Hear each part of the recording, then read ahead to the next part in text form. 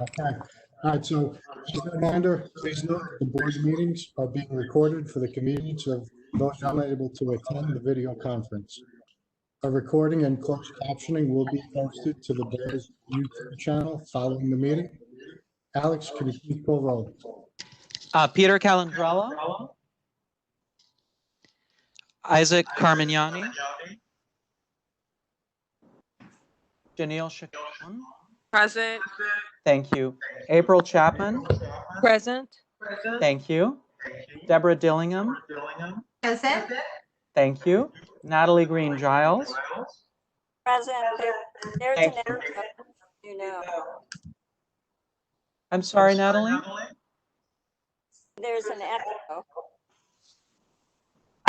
Host has, just FYI, whoever's the host, they can mute everyone because everyone is not muted and we're getting background. Michael Kraft.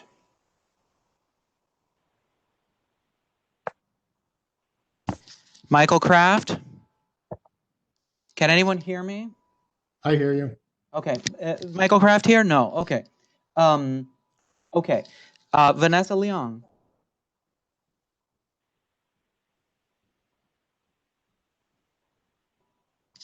Gary Lennon. Here. Christopher Atiennes. Present. Thank you. Donald Nesbitt. Present. Thank you. Lindsay Oates. Russ Buckley on behalf of Lindsay Oates. Thank you very much, Russell. Kathy Park Price. Present. Thank you. Laurie Podvesker. Thomas Shepard. Present. Thank you. Shannon Waite. Here. Thank you very much. Okay, we have a quorum. Similar to this meeting, we will take votes. We will call roll for each vote so that the votes can be easily tallied. All right. The first order of business is calendar item number 1, noting the minutes of the meeting of the Board of Education, the time held on June 24th, 2020.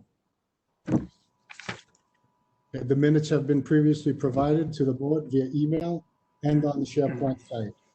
May I have a motion to consider the minutes of the June 24th board meeting? Please raise your hand and state your name. So moved, Natalie. Gary. And Gary is a second. Okay. Alex, can you, I'm sorry. We're going to call the trustee's name. Please indicate whether you are in favor, opposed, or abstain. Alex, can you call the roll? Janelle Chacon. Abstain. Thank you. April Chapman. In favor. Thank you. Deborah Dillingham.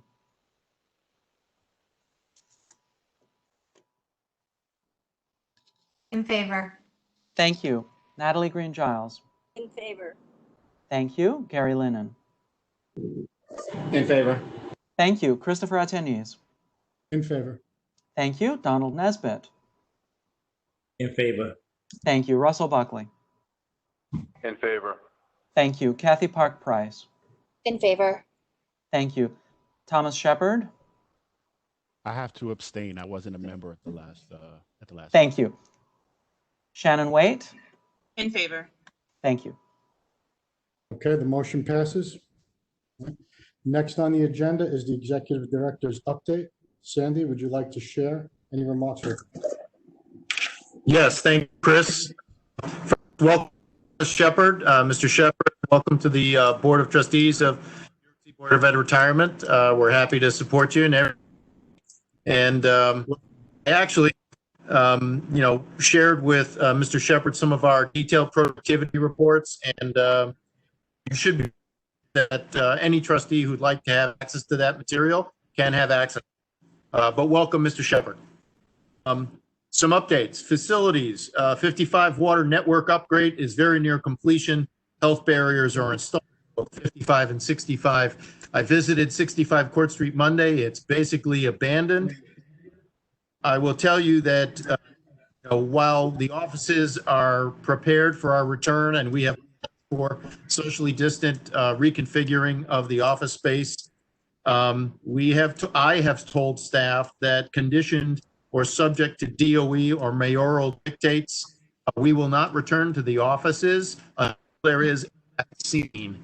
I take that position because we have been able to execute on all our business responsibilities effectively, and our remote office activities have been remarkably efficient. Some quick updates. Velocity project, user acceptance testing of the October rollout 1 resulted in 95% test pass, very successful, efficient execution.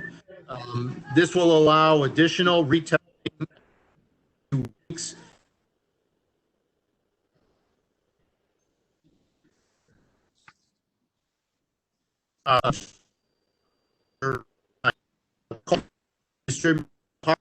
We upgraded software, including an additional extra for call center reps.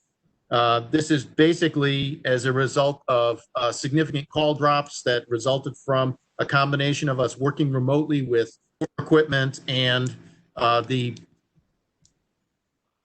bow wave of calls. We're just getting a huge amount of calls.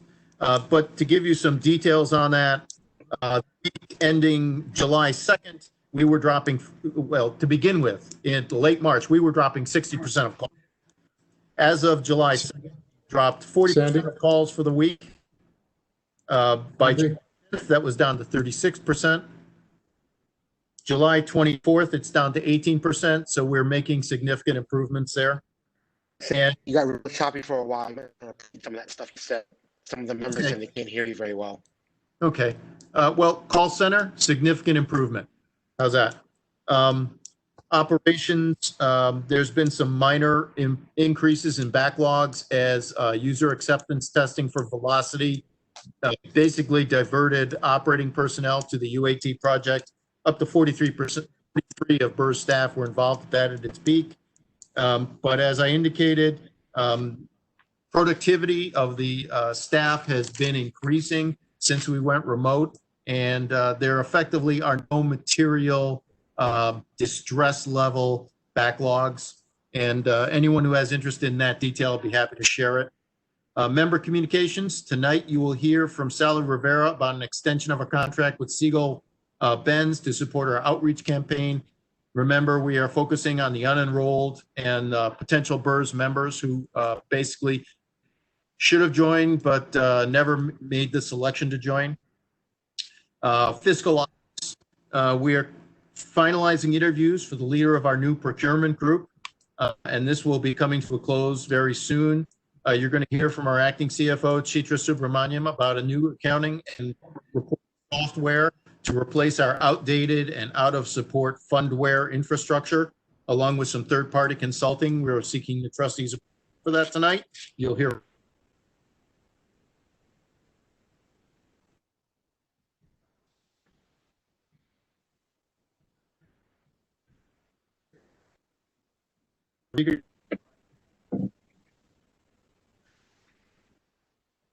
Seeking fill out the support infrastructure, including Security AI, a powerful and flexible tool to analyze ESG data.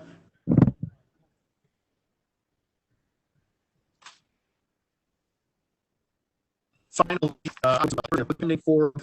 it's 3 hours a day from 1 to 4. I highly recommend this remote virtual conference. Participants will include university professors, a Fed president, NASRA, National Association of Retirement Administrators, Nobel laureates, actuaries, and some humble public system EDs. So if there are any questions, I'd be happy to respond.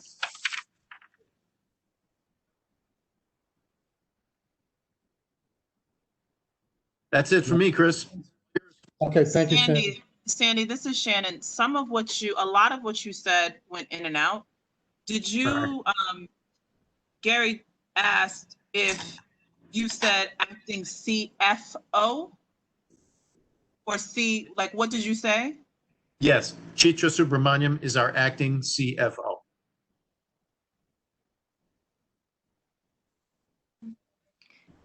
Sandy, which convention did you say, were you just talking about? Sure, I'll send out another email notice to everyone. That's NCPERS Public Pension Funding Forum, August 24th and 25th, scheduled 1 to 4 in the afternoons on those days. Deborah, if you need to be registered, just email me, double check with your calendar, and I'll take care of that for you. Okay, thanks. Yeah, Sandy, Donald Nesbitt here.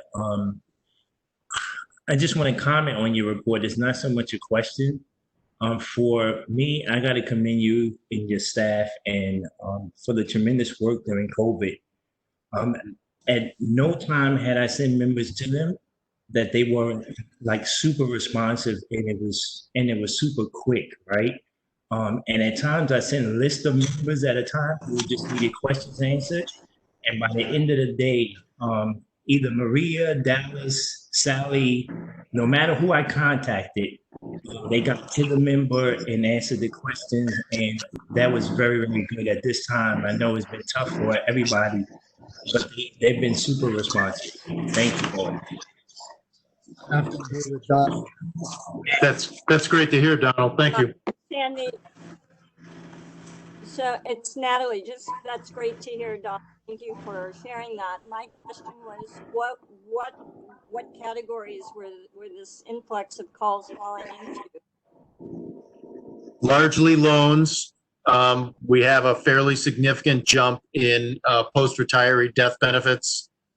The rest are basically scattered all over, but loans and post-retiree death benefits. So follow-up question to that, death benefits, is anything COVID related at this point, and how does that work with the New York State legislation, or we're not there yet? I can respond to this because I don't think Josias is here, but we have a couple of potential cases which are in the process of being investigated and processed. But that wouldn't be something that you would notice statistically in what Sandy was talking about. Now, that doesn't mean, of course, that the deceased retirees did not perhaps have COVID. It just means that they are outside the reach of the legislation. The legislation is primarily for active members and covers retirees for a very short period of time if they died very soon after retirement.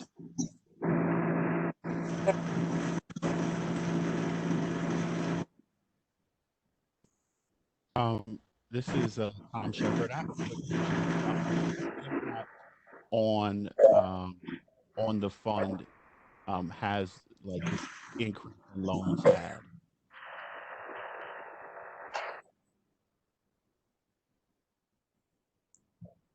I'm sorry, Mr. Shepard, I didn't hear that. I was asking what impact on the fund has the increase in loans had, like uptick in loans, like has there been a real impact on the fund as a result? Well, the structure of our loan program really impacts potentially the final retirement benefit for the members. It really doesn't impact the funding status, the investment portfolio, or the contributions required from the city. So, it actually, the biggest impact is on staff in terms of processing requirements at this point and the timing of when those loan requests come in. Thank you. Appreciate it. Certainly. Okay, any more questions for Sandy? All right, thank you, Sandy. We're going to move on to the next item on the agenda, which is an update from our BERS Velocity Project Manager, Ryan Prasad. Can I have a motion to discuss? So moved, Russ Buckley. Russell, and a second? Second, it's Shannon Wade. Thank you, Shannon. Mr. Prasad? Good afternoon, Board of Trustees members. My name is Ryan Prasad, and I am the BERS project manager currently for the Velocity project. Just wanted to give you a brief background about me. I've been working for BERS for about 6 years now. I started in the pension calculations unit and joined the Velocity project as a researcher shortly thereafter. And I volunteered to take over as project manager based on my knowledge and work that I've done with the project over the past 5 years. And that is about me. So now I will share a brief PowerPoint on the status of the project.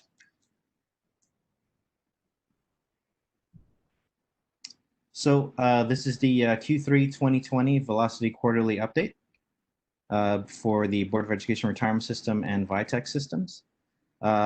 Just to give you a brief overview of what the project scope is. All of the existing CPMS functionality that we have right now with version 9 of the system that went live in 2017 is going to be migrated to the newest version that VITEC has right now, which is version 10 of their V3 product.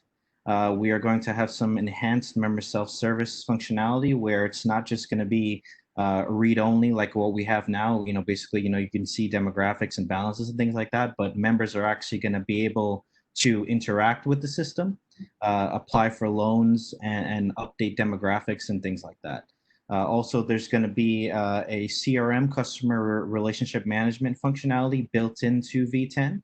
So all of this work that BERS has been doing with Cisco and tracking and things like that, a lot of that data is going to be able to be directly intertwined with the V10 system for easy access to the staff, so we can see things like when a member contacted us and whatnot, and when we contacted members. Also, there's going to be an upgraded call center functionality, interactive voice response, where the members will have the ability to enter their member number or social security number when they call in. And if they do that, once the call is transferred to a call center representative, their record is automatically going to be popped up on the call center representative screen. There's also going to be automated workflows, which should help us with moving away from using separate systems like SharePoint to track our work. And we're also going to be migrating to Amazon Web Services hosting, which should help with both performance and reliability and security as compared to the current hosting from New York City Do It. Right now, we have just completed the first round of rollout 1, R1 testing for user acceptance testing. We had about over 1,100 test scripts that were conducted, and each of those had anywhere between 20 and 100 steps within them to make sure that we get as granular as possible, and we test all the major functionality that's required for BERS operational processes. UAT spans 16 weeks. UAT spans 16 weeks from May 25th, 2020 to September 11th, 2020. And as of earlier this week, the initial round of rollout 1, it was complete, and we're on schedule as per the sprint plan. And as Sandy stated, we had a very high pass rate. It was actually 97% pass rate during the first round of testing. The Velocity team is going to conduct a second round of testing in late October, early September to ensure code stability and performance. Just wanted to give you all a brief heads up as to what's coming up next for the project. Between August and September 2020, VITEC will address any issues found during testing. There are about 100 issues found. The vast majority of those were considered to be medium or low, so no showstopper issues. And any showstopper issues VITEC is actively working on or have already fixed. BERS is going to retest functionality to ensure a stable code base and adequate performance. And BERS and VITEC will conduct training sessions for the staff, which we've already started on planning. BERS and VITEC will work on the production readiness and cutover tasks. A lot of that has to do with technical issues such as transferring the data from Do It over to AWS, making sure that some of the background items that need to be set up and configured in the system prior to go live to ensure all the functionality works for the members and for our staff are there. So those are the prod readiness and cutover tasks. And as of now, our R1 go live is October 5th, 2020. And as I stated before, we are on target for that.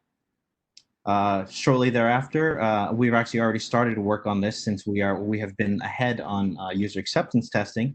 Velocity Rollout 2, from November 2020 to August 2021, we will be implementing additional MSS functionality, such as retirement approximations online, loan estimate modeling, the ability to apply for a service credit purchase and a refund online.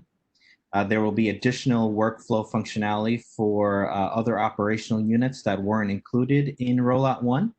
And as of now, the Rollout 2 go-live date is August 16th of 2021. The next to last slide, I just wanted to give a shout out to all the BERS staff. It's one thing to say that we had 44 people working on it. I think it's something different to actually show their names. I'm not going to read them all, but they're here for your viewing pleasure. And does anyone have any questions before I take my leave?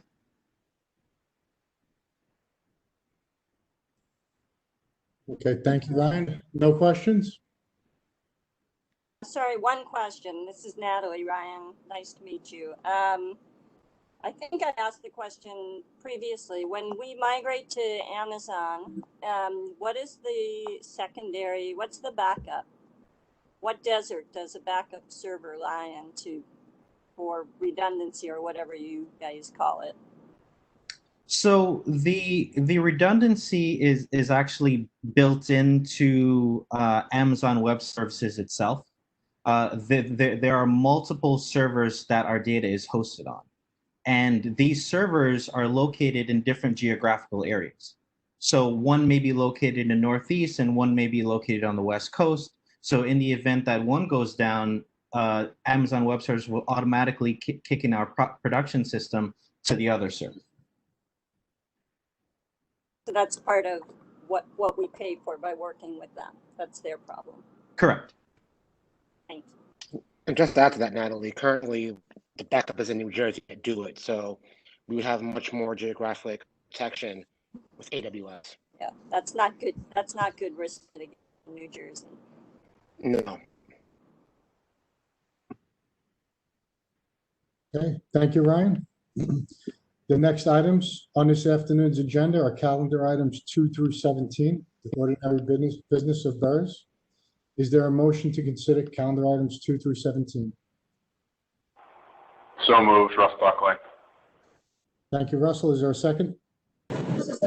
Second, Gary. Thank you, Gary.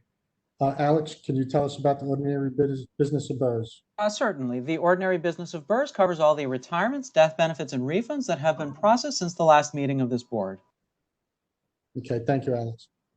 We'll now vote on these items. We're going to call each trustee's name. Please indicate whether you are in favor, oppose, or abstain. Alex? Janelle Chacon? Can you hear me? Sorry. Yes. Yes. Thank you. April Chapman? Yes. Thank you. Deborah Dillingham? Approve. Thank you. Natalie Green Giles? Approve. Thank you. Gary Lennon? Approved. Thank you. Christopher Attianese? Approve. Thank you. Donald Nesbitt? In favor. Thank you. Russell Buckley? In favor. Thank you. Kathy Park Price? In favor. Thank you. Thomas Shepard?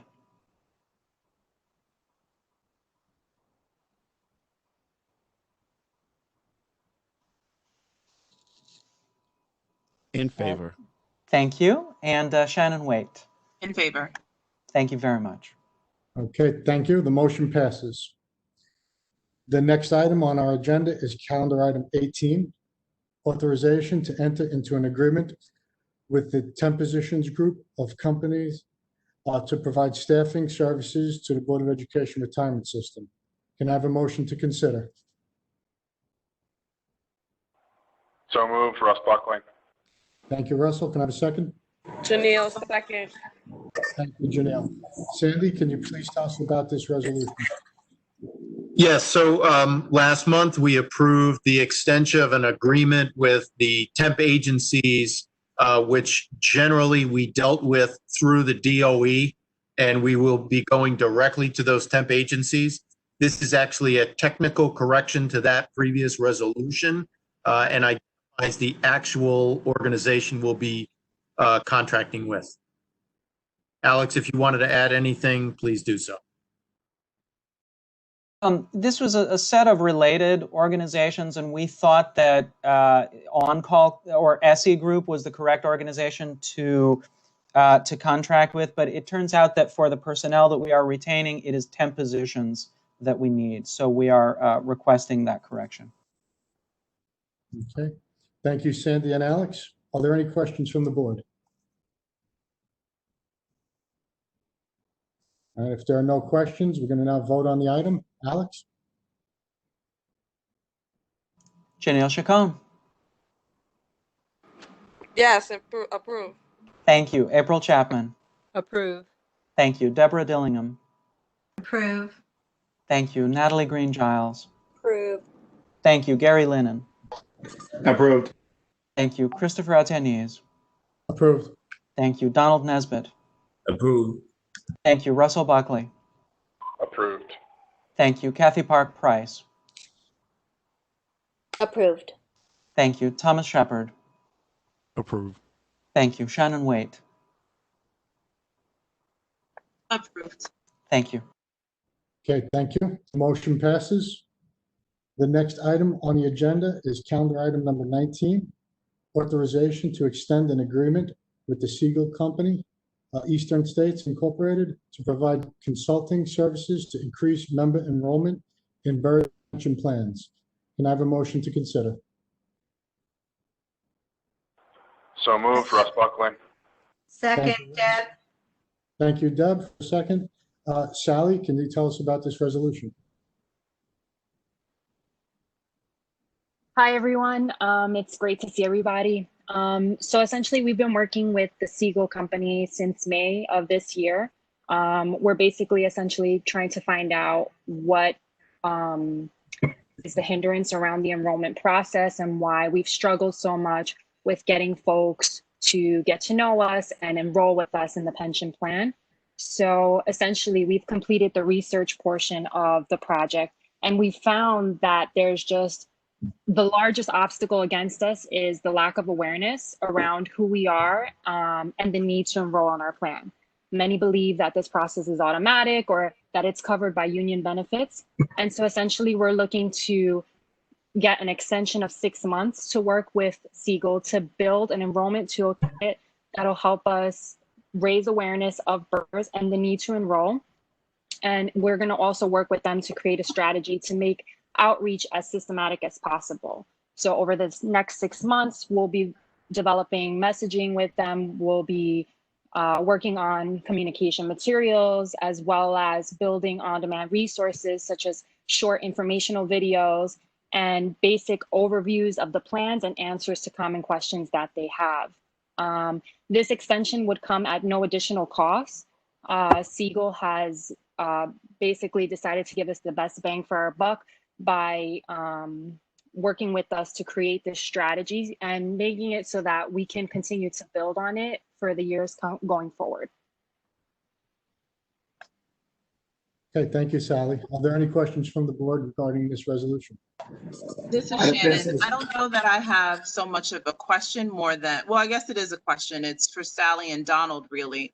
Considering that you shared the part of the confusion is there is an, I guess, misinformation that the union handles this. Donald, do you think that the union would have any interest in working with Sally's team and Siegel on figuring out how on your end you might be able to dismantle that, or materials, promotional materials that sort of partner BERS and you guys?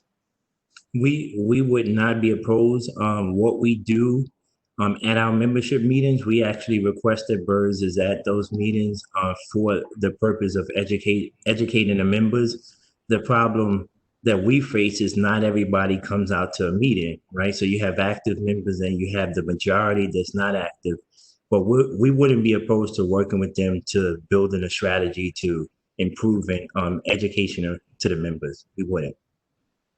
Just to add to that, part of Siegel's research was actually watching us in action at a DC 37 union event.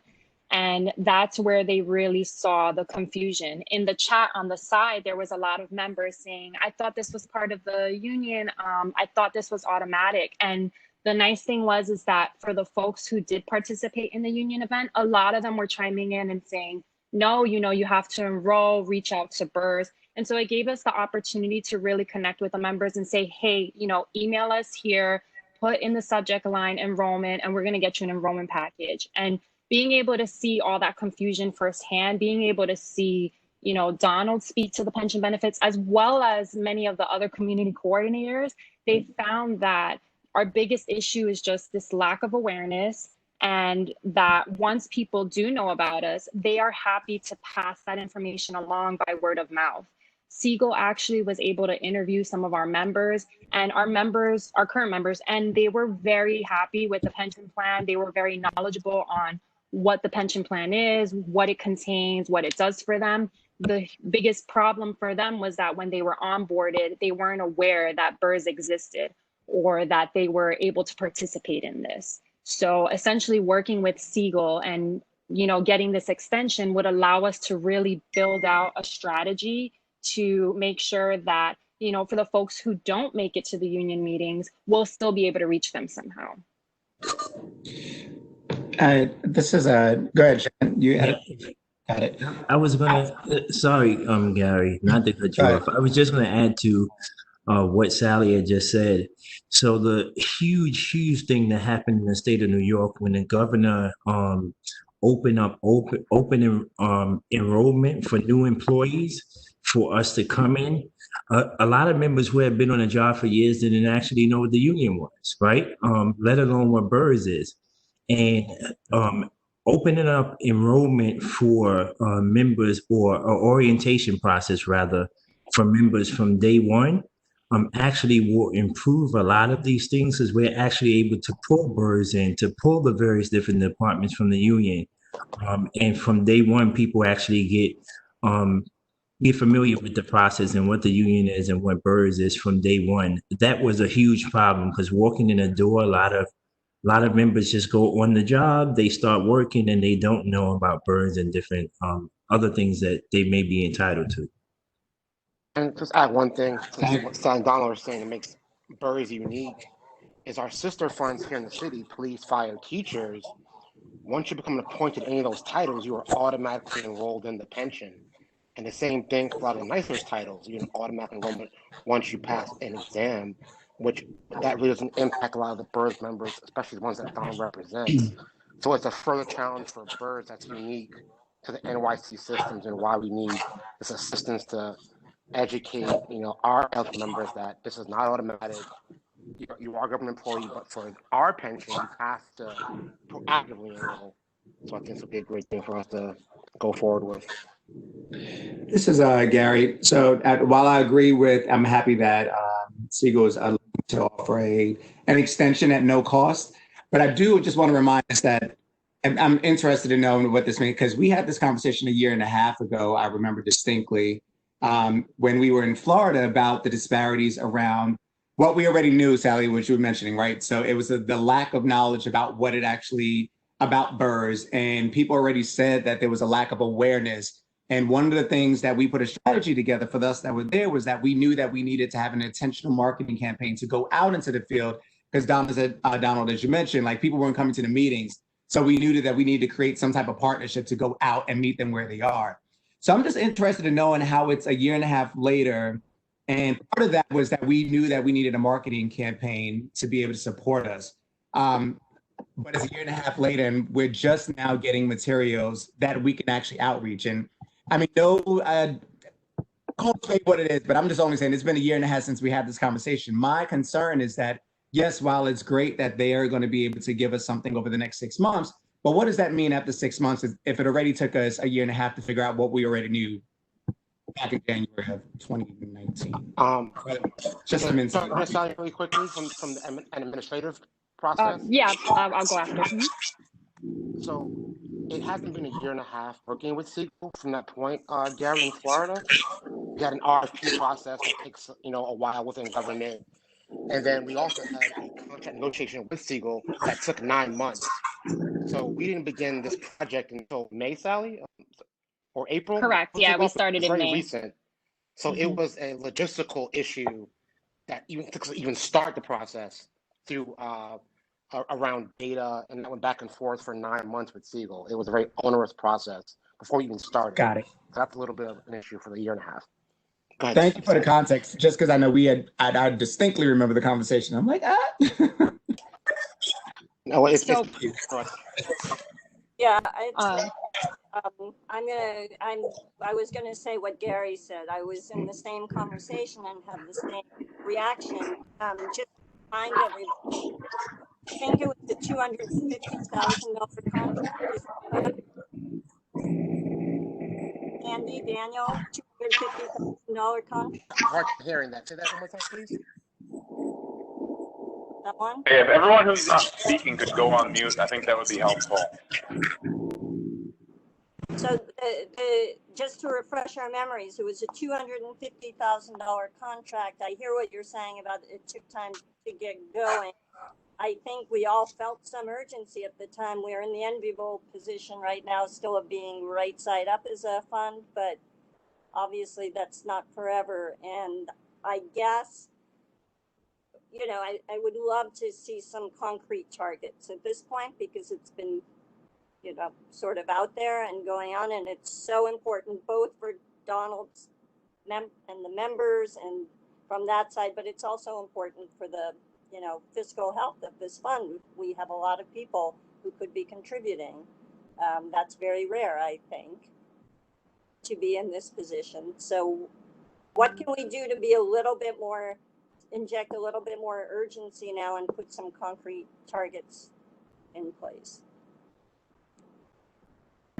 So part of this process with Siegel was twofold, right? We needed to conduct the research to see where it was that we were hurting. And while, when we were in Florida last year, Daniel and I could echo that, this is the primary reason we hear when these folks walk through the door. Siegel still needed to conduct their research and find out firsthand, is it our forms? Is it that we're not present enough? Is it this lack of awareness? Is it, a language barrier? And what they found after conducting interviews with members and staff, as well as participating in the outreach event, is just that folks don't know who BERS are. And, as much as we've tried in the past to market ourselves and, create these materials that are informational and that people are going to look at, we haven't done well enough to communicate that message across. And some of the things that Siegel brought to our attention, such as active choice, asking someone, well, do you want to retire and live on a beach one day, surfing, or do you want to work forever until you die? And it's like those little things, the messaging that we can tailor, those are the things that they're going to help us. We need to make sure that our materials are clear and that they're gut-wrenching, that they're reaching folks. For example, right now in the pandemic, like Sandy was saying earlier, a lot of folks are taking loans. A lot of folks are taking withdrawals. One of the things is that, hey, if you were a member and you were having issues with your mortgage right now, you could have taken a TDA withdrawal to help you through this, but you're not a participant in the plan. So it's really about working with them to create these campaigns that are going to be effective, to create a foundation of materials that we're going to be able to use and continue to build on as we proceed to build outreach. For the most part, outreach was always part of the member services umbrella. And now that it's its own separate unit and that we have Siegel, a behavioral scientist approach to things, they can help us say, okay, well, you see that sentence there, it's confusing. What if you wrote it like this? And maybe that will capture that attention that you need. That's all great, and I totally appreciate that, but I'm saying we need some sense of urgency, which can be accomplished by putting some specific goals here and, some measurable targets so that we can say it's good for us, it's good for them, it's good for everybody. So we're spending this money. making this effort. Let's just commit to some goals, some targets by some date, so that we're not here a year later. Yeah. Right, and that's Or what with the Natalie, process like, is. but I mean, yeah, I would love to see something like, my concern is that what I'm hearing, and again, correct me if I'm wrong, we've now spent $250,000 for research for things that we've already known, that we needed validated in some capacity. And so again, I agree with Natalie. I would love to see something like a marketing campaign that we were getting out of this $250,000 investment. Yeah, I agree. I was on that call as well. And, you know, there should be short-term and long-term goals here for this plan. I guess I don't understand is when we initially had this conversation, I thought we were doing outreach within the couple of months that we were talking. And we were also talking at that time about marketing materials. And having a marketing background, I have to say, I don't need a behavioral study done to tell me how to write a memo. So somehow we failed at doing the outreach into the marketplace.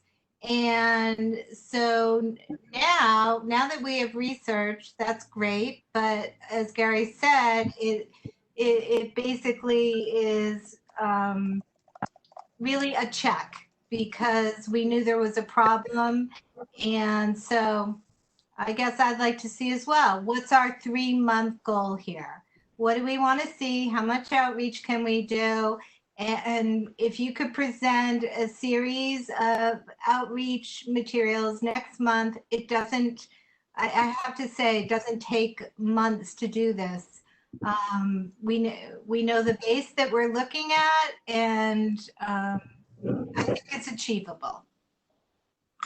Can I jump in and say that to Daniel's point earlier about how other titles and union folks are auto-enrolled, and also the enrollment piece, I think you spoke to, Sally, occurs during the onboarding process. It seems that for me, that's an area that we can pinpoint, and I feel like we as trustee members are in a good position to help assist with that. And so I will volunteer to work with Daniel and or Sally on that, because to me, as I hear this is a matter of equity and access. That's a part of Chancellor Carranza's vision for all of the DOE, and that would be inclusive of its employees.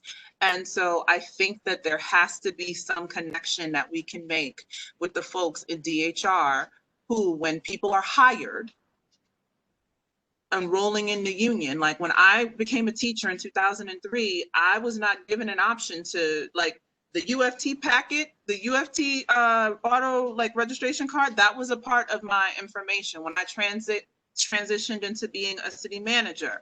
I had a choice that I had to make immediately. Was I coming to BERS or was I staying in TRS? And then when I transitioned to Fordham, TIAA, what is it, TIAA craft?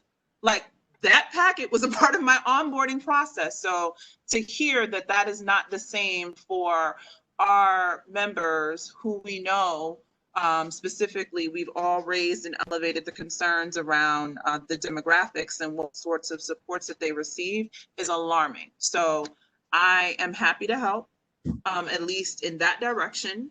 And I think that my colleagues have been very clear about what they're looking to hear in the next few months. So however we can collectively support you with reaching those goals, I think that we're all interested in getting there. Shannon, your 2 points were actually covered. The auto enrollment for BERS was, I believe, somebody correct me if I'm wrong, on Governor Cuomo's desk twice already, and it was not signed. So correct. We could get that auto enrollment.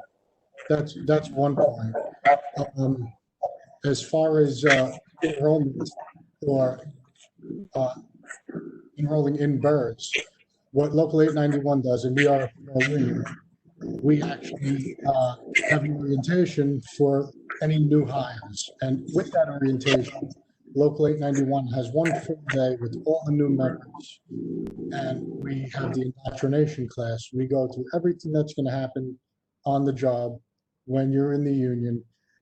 We go through the enrollment package with BERS. BERS is nice enough to send roughly 10 staffers to assist in enrolling the members, not only in the pension system, but into the TDA account so they can start saving immediately. And that's how we do so well. I would say we get just about 100% enrollment, maybe 98% with the TDA. That's great, Chris. However, are all members required to go to orientation? Yes. Okay, Yeah. so now I'm gonna need somebody to make this make sense. If Well, all members are It's required, local okay. 891, Shannon. That's Chris local, which has much Yeah. less number of BERS members, a much smaller percentage of BERS members. Say that again, Daniel, I'm sorry. That orientation that Chris is referring to is just for local 891. Correct. And they have a much smaller percentage than BERS members. About what, 900, Chris? You guys have right now? Just around 900. Yeah. And what union is Donald? 372 has about 16,000 BERS members right now. Got you. And another Okay. 10,000 not enrolled across 1,800 different school buildings. It's a much different process for those members. Right, and I guess that's my concern, right? Because teachers are hired at school. They're not sent down to Central. Managers are hired at Central. And if the hiring process can happen at schools and or at Central, then that's why I'm saying like a conversation with DHR to talk about how this information from Sally's team needs to be a part of that onboarding process, needs to happen. And I think that we are in a position to set that up. I would agree with request that, a briefing Shannon, with and Josh to say, we want to talk about this and have you guys come. I agree with you. And we, just to let you know, we have done that for the last about 2.5 years, doing that to the different HR directors across the DOE. Actually, Dallas and Sally's team had a seminar with them in April, Sally, I believe, or May, just to give them more information to help with the enrollment of members. Look, we share the frustration. You know, I've been talking about this for years about what this issue is. So I'm glad the board now also shares that frustration. We want to see this change as much as you do, and working towards that. This is just the first step in the process. Right. So, you know, I'm happy to help accelerate that, because if you've been working on this for 2.5 years and they've been slowing your progress, I guess, it sounds like, or if the perception is that it's optional, I think coming from a panel member and meeting during a meeting with the deputy chancellor, explaining to them that our perception is not that it's optional, that it's necessary, and that if Chancellor Carranza's equity and access platform is what everyone agrees to, that doesn't only exist in classrooms, that doesn't only exist, the members that are in Donald's Union are definitely a part of school communities. And so we have to have equity and access for everyone. So I'm just offering to like pull that particular lever. Hi, may I And if I can add to that, so in the past, I believe at this time, BERS had to, the staff that we did hire, we spoke about this at the board. The staff that was hired went into some of the projects that we have, and no one actually went into outreach. I believe the board rejected that because BAM had some objections about the head counts. But to be quite honest, some of that outreach and some of that manpower could have went into those locations where there's 10,000 people who are not enrolled in BERS. But we voted against that. So that's sort of why I was adamant about that. There's tons of people who can be enrolled in BERS who's not there, and it's just spread out. The governor has, his law actually just went into effect, so it's going to be helpful. The new orientations are happening now, but prior to that, that's why I was adamant a few years about pushing for that, because the outreach is so key because of the education component. I believe at BERS now, most of the staff that we hired actually went into different other projects, but outreach it's lacking at BERS. So you're correct, Donald. There's currently no staff under the outreach team. The outreach team is basically some of the folks from member services and some of the folks who are member communications, some of the folks who actually help answer a lot of the questions from the members that you've sent us. And just to speak to Gary and Deb's point earlier, the strategy and the materials that we're going to be working on over the next 6 months, those are going to be tangible things that you guys will be able to see. These will be materials that will actually start rolling out. And the fact that we'll be able to continue building relationships with HR directors and union leaders and really kind of putting ourselves out there, building that awareness. This will actually be, we'll be creating materials that we'll be able to give out to folks. And so you will have something tangible at the end of these 6 months to look at and to see, you know, what the 250,000 has been spent on. But that's why we're requesting the additional 6 months, because we want to be able to have time now that we know where we're hurting. Let's focus on building these materials and making them so that, you know, as we continue with outreach, once it's staffed, once this pandemic is over, we can just tweak it and continue to improve it as we go through. Yeah, if I can say to everyone at the board, it is something that we may have to look at down the line, because even with Siegel putting together a marketing plan that they get this salary into the BERS staff, if we don't have the staff to do outreach, then how are we going to get to the people out in all of those locations? We have over 1,000 school buildings where people are at. So it may be something that we may have to have an honest conversation down the line about. But we're going to at some point need the outreach to get out there to people if we want to maximize what we're spending the 250 grand to put together a marketing campaign. I agree, and I know we're spending a lot of time. I just wanted to raise that. I'm looking forward to getting my vote.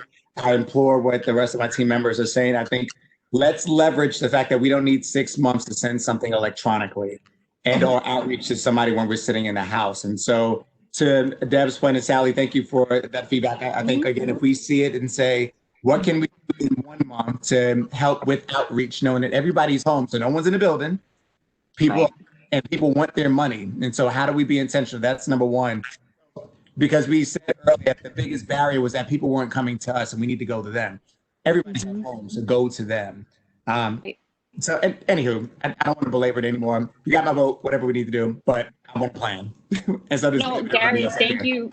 No, Gary, into that, because it's true, everyone is home. And so, one of the few things that we can do now, we can do Zoom or a Teams meeting like we did with the HR directors that was so successful, because now we have that audience, right? But it's like, we have that audience, but what do we give them? We need to have these materials that are going to be eye-catching, that are going to be gut-wrenching, that are going to reach out to them and say, you know what, I can't pass this opportunity up because I'm just going to hurt myself again. And so that's what we're working on with now. Do you mind if I ask a quick question? So I hear like there's a couple parts to this, right? So there's the like the auto enrollment part, right? Like something like we should really be working on. And then there's like the work that you've been doing with Siegel around like research and so on, right? And I'm hearing sort of bits and pieces, but I'm kind of wondering specifically what I don't hear like specific, I just hear like there are things happening. And I think it would be kind of useful or helpful to know specifically what you're doing. I get that there's no additional cost, but it to kind of wrap my head around how this is all working out, like I'd really like to know specifically what's happening. Sure. So we're working with Siegel. One of the items that we're looking to create is essentially an enrollment toolkit.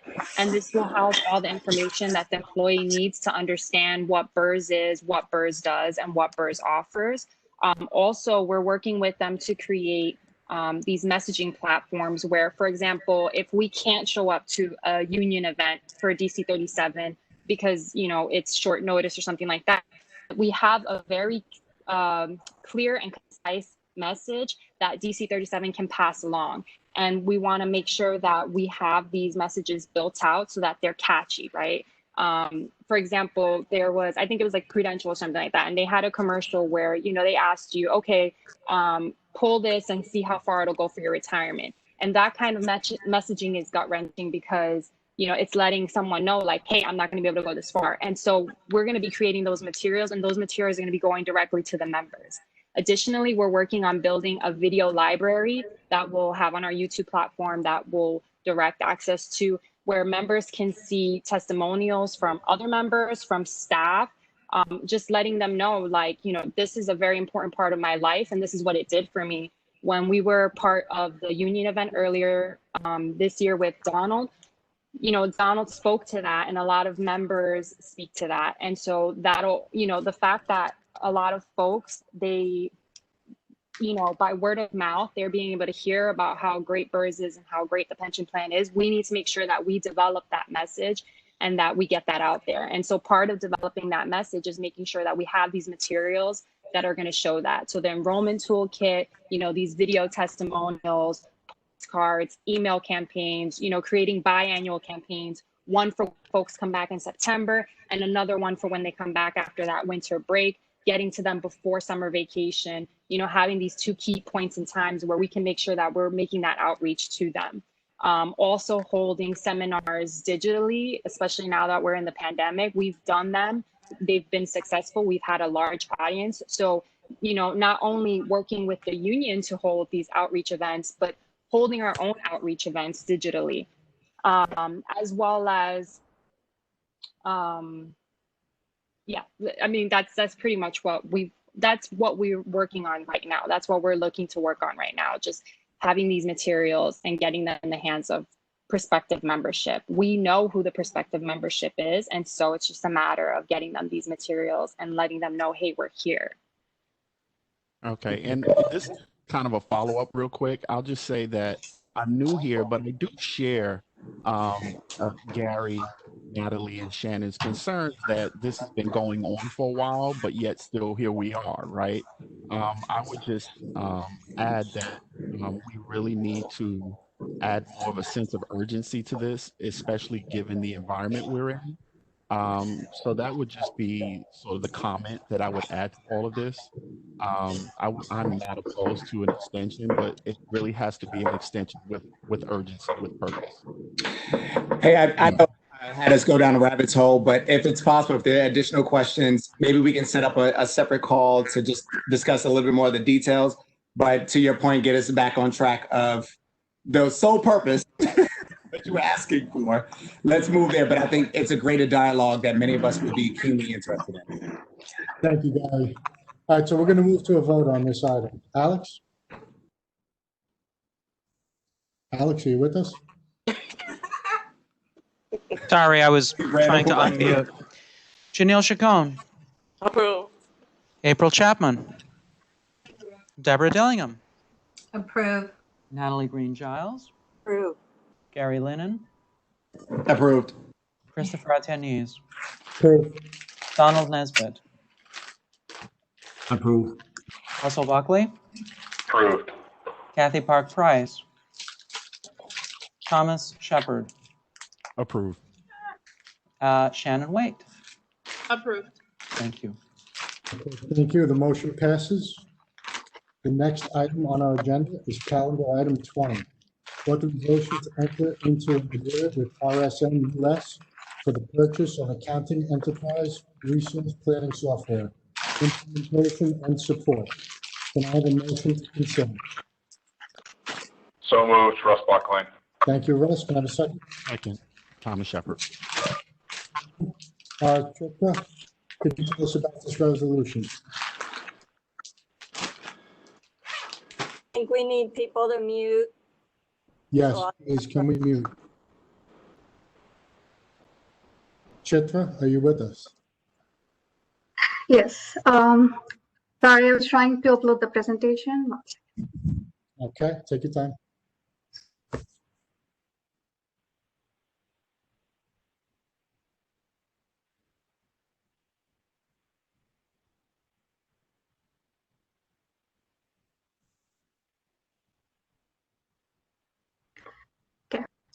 Good afternoon. Today, I would like to request the approval for the purchase, implementation, and support of our new accounting system. In this presentation, we would walk over the following topics: the objective, the background, the steps taken, the selection process, our software recommendation, the pricing, the implementation plan, and the approval request. The objective, to replace the BERS current accounting software, Funware, with a new integrated accounting system by end of January 2021. Background. BERS has been using an integrated accounting system known as Funware since 2004. In 2014, BERS was notified by Blackbird, the vendor that supplies Funware, that Funware would no longer be supported after 2017. In 2015, BERS attempted to replace Funware with Financial Edge, a different accounting software product also offered by Blackbird. During testing and data conversion, BERS discovered faulty reporting designs within Financial Edge software. BERS staff attempted to work through these issues with Blackbird, but were unsuccessful. Ultimately, the relationship between BERS and Blackbird was terminated. In 2018, BERS issued an RFP for accounting software. Unfortunately, none of the proposals received in response to this RFP met the requirements of BERS. In June 2019, BERS IT department informed BERS accounting unit that continuing to use Funware, which was no longer supported, posed a security risk to BERS and the New York City Department of Information Technology and Telecommunications, DOIT, the agency that maintains core IT infrastructure for the city. As a result, the use of Funware would not be permitted after December 2019. In July 2019, BERS engaged an IT consultant, Richard Nathan Consulting Services, to provide software selection service for the purchase of BERS accounting software. RNC assisted BERS in identifying and evaluating other suitable software packages as soon as practicable. In the meantime, RNC also worked with BERS IT and found a temporary solution to avoid Funware security risk by purchasing a Microsoft Windows 2008 server extension. This server extension expires in January 2021. Accordingly, BERS is seeking to implement NetSuite as BERS accounting software by January 2021. Steps taken. First, we hired the consultancy services. In August 2019, BERS entered into an agreement with RNC to assist BERS in the selection of an integrated accounting system. RNC provide the following services: identification of requirements and data integration, creation of a functionality grid, identification and evaluation of software application and vendors that would meet BERS accounting system requirements, coordination, vendor and system demonstrations, and analysis of vendor and product recommendations and pricing. BERS evaluation process was the next step. Based on the analysis and recommendation of RNC, BERS went through multiple product demonstrations of the following accounting systems. Accounting ERP system, RSM US, it's the reseller. The product that we are seeking is NetSuite ERP. We also went through demonstrations from SWK reseller. The product was Aquamatica ERP. We were also looking into planning and analytics package, which is sold by Workday. The product is Adaptive Insights.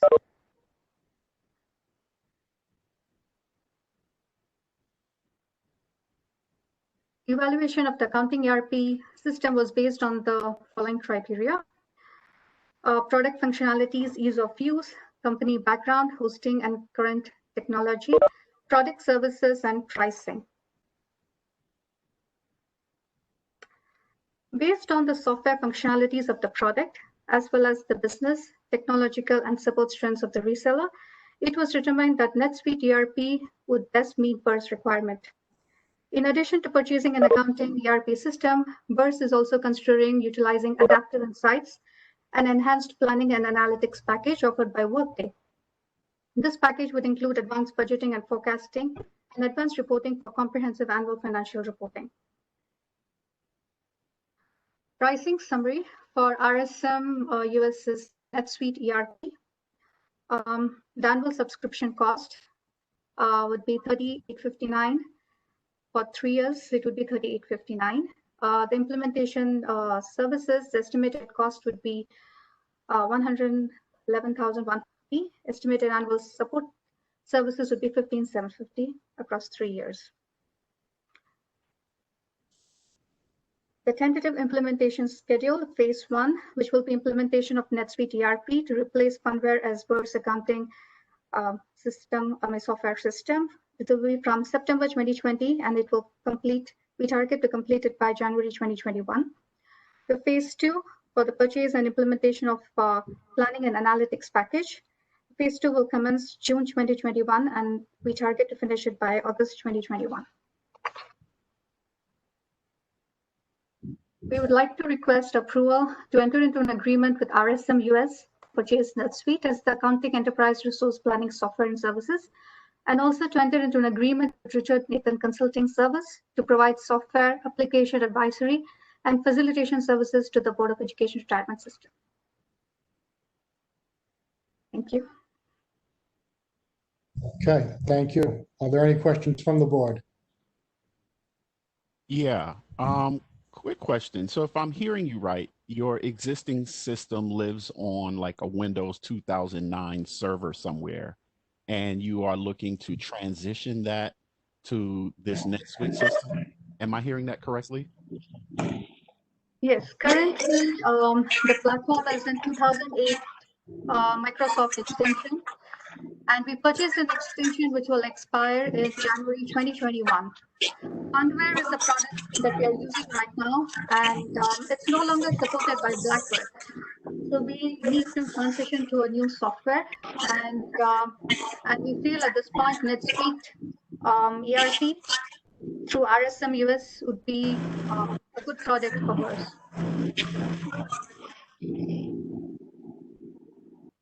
Thank you. I appreciate that.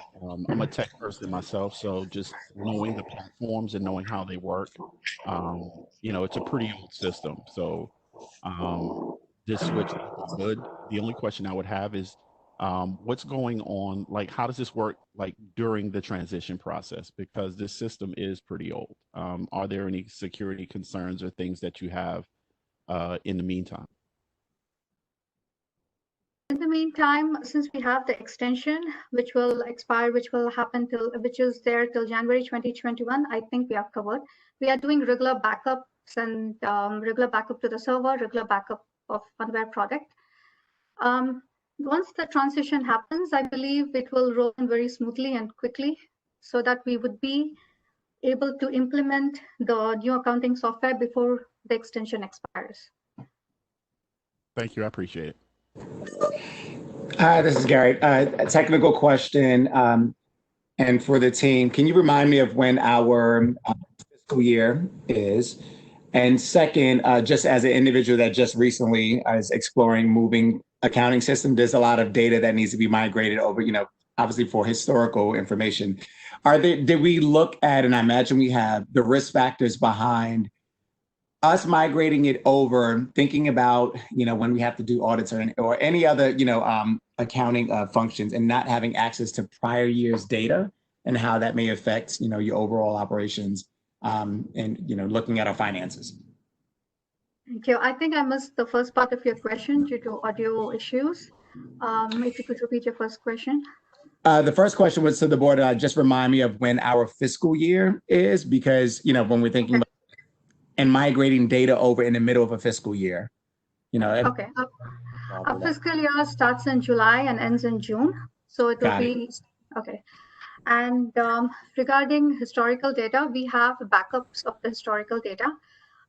We have downloaded all the required, we have downloaded all the reports and all the data fields for historical purposes. And the transition, the conversion will be, we would not be transitioning entire history. We would be transitioning 2019's data, and we would be going live with the 2020 data. However, the historical data is there. We have downloaded, we have access to it. Got it. I think we should be in good position. Cool, thank you. Okay, thank you, Chitra. If you wouldn't mind just closing your PowerPoint window. Oh, sorry. And we're going to move to a vote on this item. Alex? Janelle Chacon.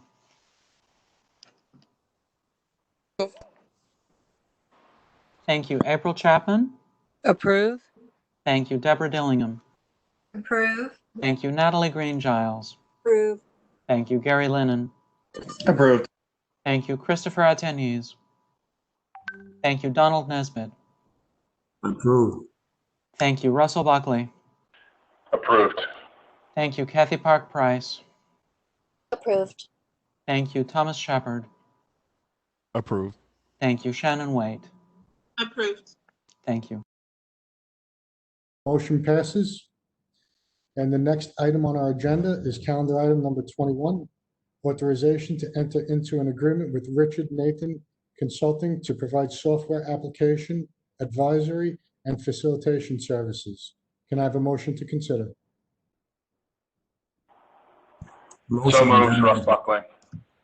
Russ, thank you. And a second? Second, Donald Nesbitt. Thank you, Donald. Chitra, can you tell us about this resolution? Yes, we request entering into an agreement with Richard Nathan Consulting LLC. RNC services would provide us facilitation and advisory services for transitioning to the new system, for the new ERP system. So we request an approval to enter into agreement with RNC. Okay, thank you. Are there any questions from the board? Yeah, I just want to make sure I'm understanding this one correct. So for the item we just approved, this is kind of connected to that in that, let's see, Richard Nathan Consulting is going to like provide like support services and advisory services around implementing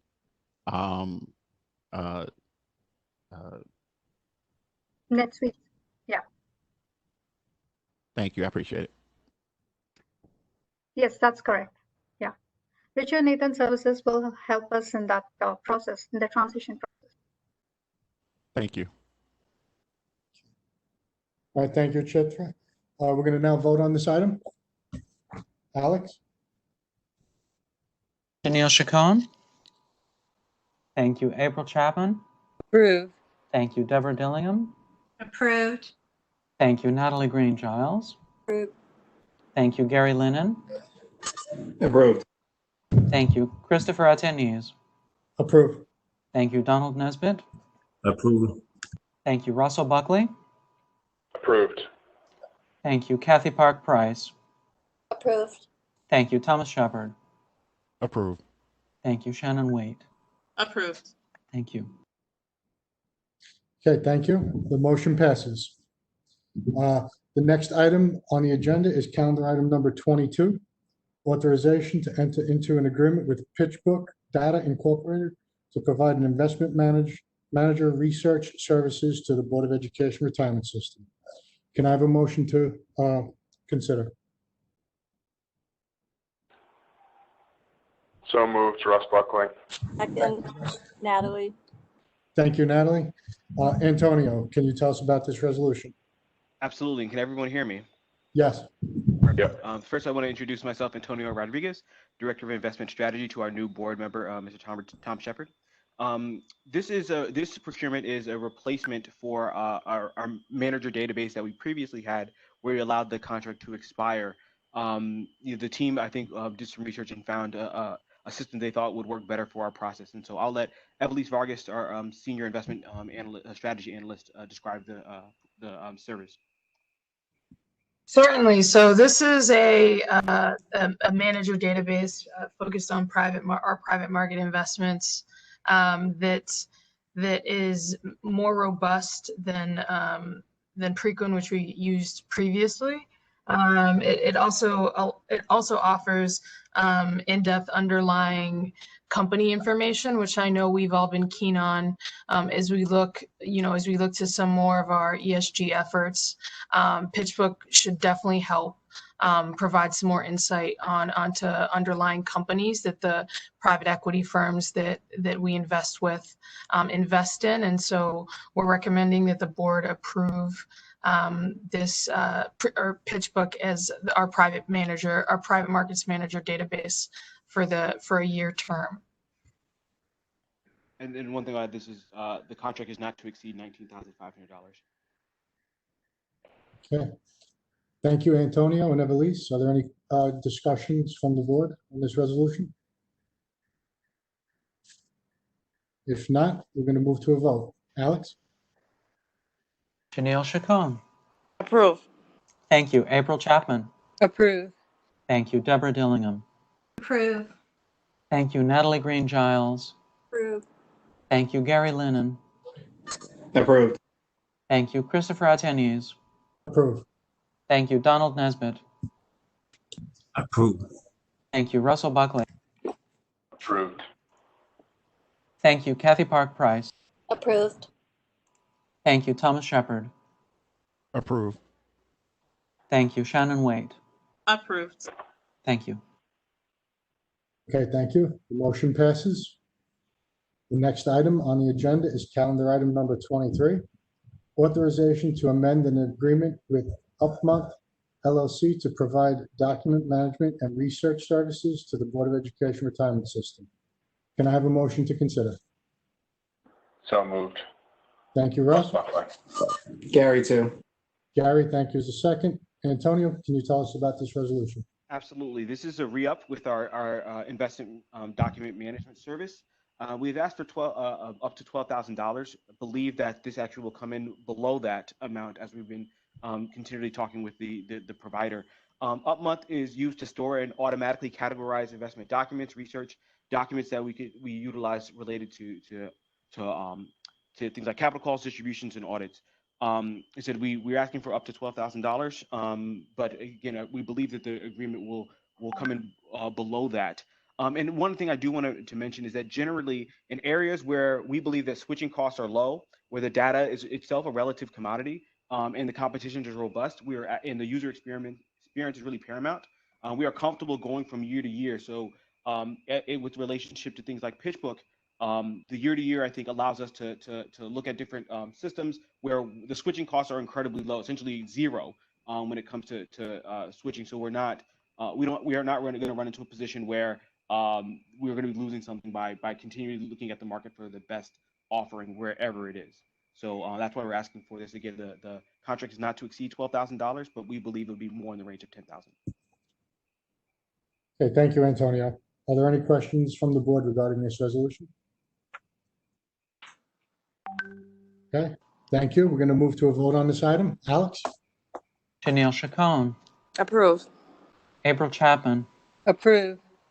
Deborah Dillingham. Approve. Natalie Green Giles. Approve. Gary Lennon. Approved. Christopher Atenies. Approve. Donald Nesbitt. Approved. Russell Buckley. Approved.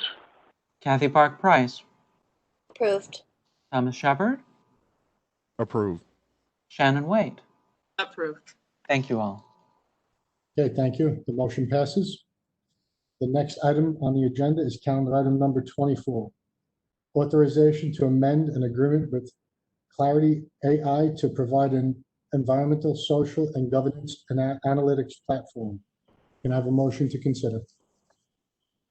So moved. Russ Buckley. Thank you, Russ. Have a second? Second, Natalie. Natalie, thank you.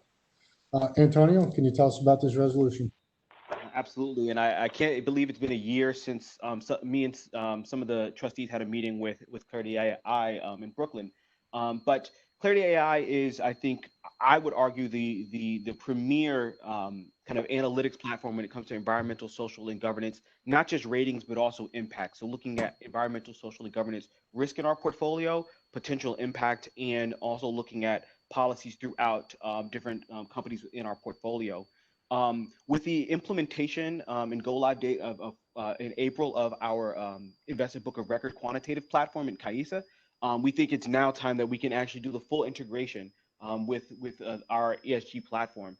Clarity AI has agreed to build API connectivity to CAISA so that so both the team and executive team and the trustees will have access not only to the performance of our portfolio, but also ESG risk ratings within the platform or well across every public market company. And then we're also going to work with them on how we can do this for private markets as well. But since the public markets do make up, 70+%, up to 80% of our entire portfolio, we think that's, it's going to be a really robust, and they were ready to get started on it right away. Furthermore, in September, Clarity AI has agreed to present to the executive committee on data and ESG data and how it's improved and how they're utilizing it and what they believe next steps will be. So we think this will be a great partnership. We're asking, in this case, for a 3-year agreement not to exceed $114,000. And that includes both the entire system and the implementation of the API connectivity. Finally, I would like to remind the board that Clarity AI is a certified, New York City certified minority women in business enterprise. Okay, thank you, Antonio. Any questions from the board on this resolution? Not a question, but a comment. This is Natalie. I had the opportunity to meet with Antonio and Evelise yesterday or the day before about other sort of related things, and this came up, and for my fellow board members, this is an extraordinary opportunity, and it's such a robust tool for us to really, where we talk about our values, but to be able to quantify where we are and how we can really, achieve our pretty admirable goals, I would say. So I think this is an extraordinary opportunity. Thank you. If there are no more questions or comments, we're going to move to a vote. Alex? Janelle Chacon? Approved. April Chapman? Approved. Deborah Dillingham?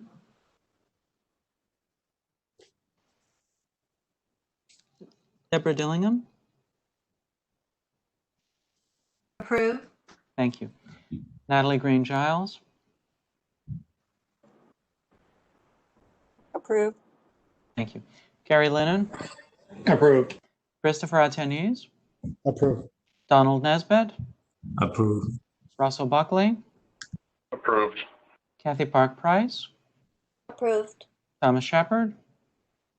Approved. Shannon Waite? Approved. Thank you all. Thank you, Alex. Motion passes.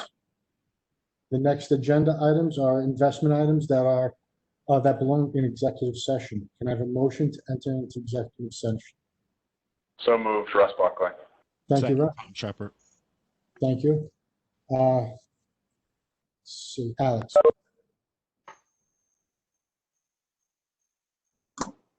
Janelle Chacon? Approved. Thank you. April Chapman?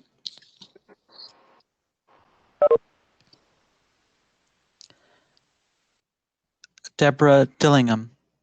Approved. Thank you. Natalie Green Giles? Approved. Thank you. Gary Lennon? Approved. Thank you. Christopher Atenies? Approved. Thank you. Donald Nesbitt? Approved. Thank you. Russell Buckley? Approved. Thank you. Kathy Park Price? Approved. Thank you. Thomas Shepard? Approved. Thank you. Shannon Waite? Approved. Thank you. Okay, thank you. The motion passes. Please turn the meeting off to the public. Thank you. Alex, can you report out to the board's actions at the executive session? Certainly. During executive session, the board voted to approve the following items. Calendar item 25, authorization of the controller to commit a portion of the BERS real assets portfolio. Calendar item 26, authorization of the controller to commit a portion of BERS private equity portfolio. Calendar item 30, a vote to adopt Makita's suggested definition of fossil fuel reserve owners. Calendar item 31, authorization of the controller to adopt the fixed income strategic asset allocation implementation plan. Calendar item 32, authorization of the controller to adopt the public equity strategic asset allocation implementation plan.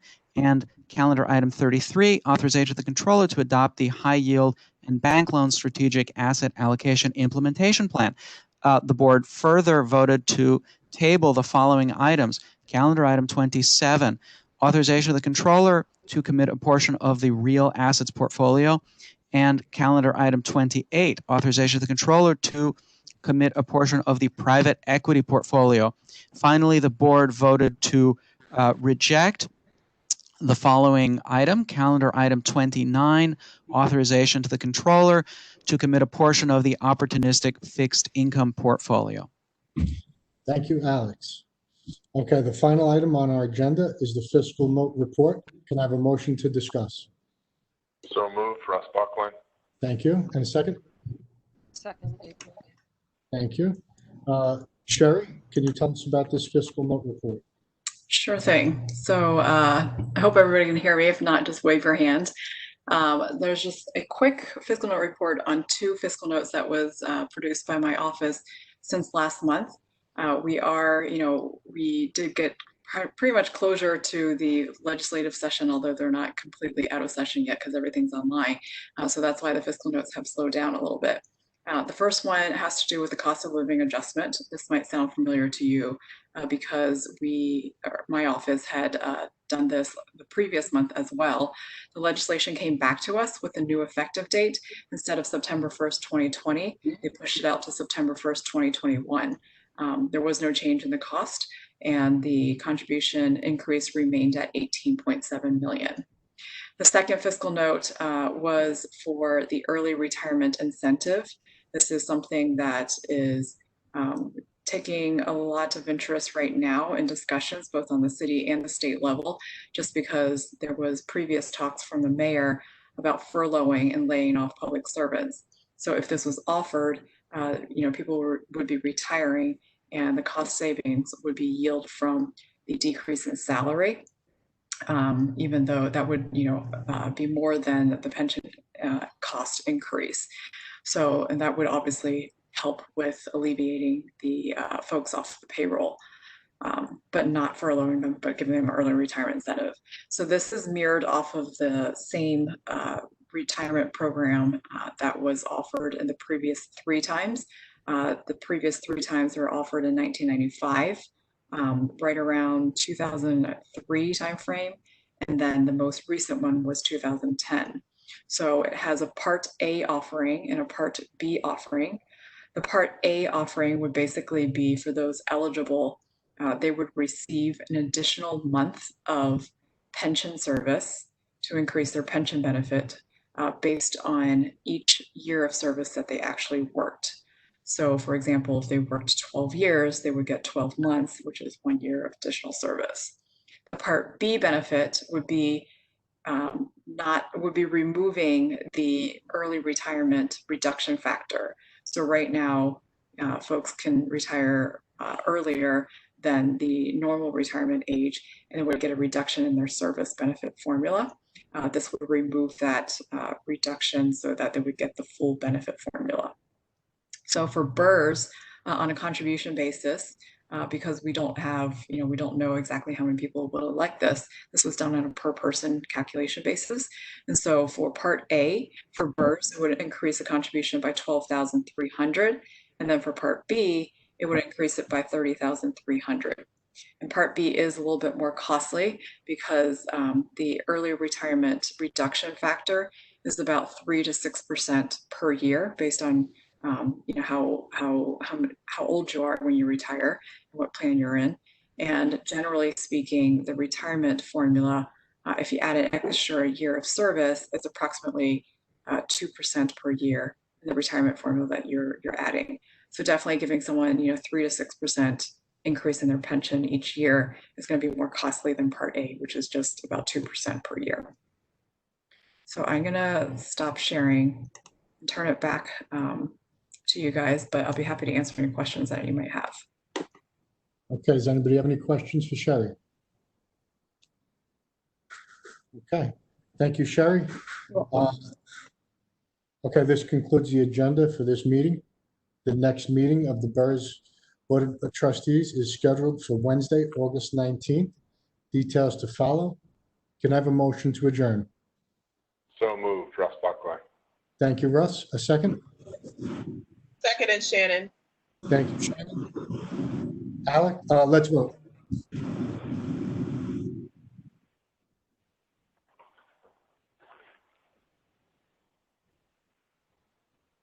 Are you with us, Alex?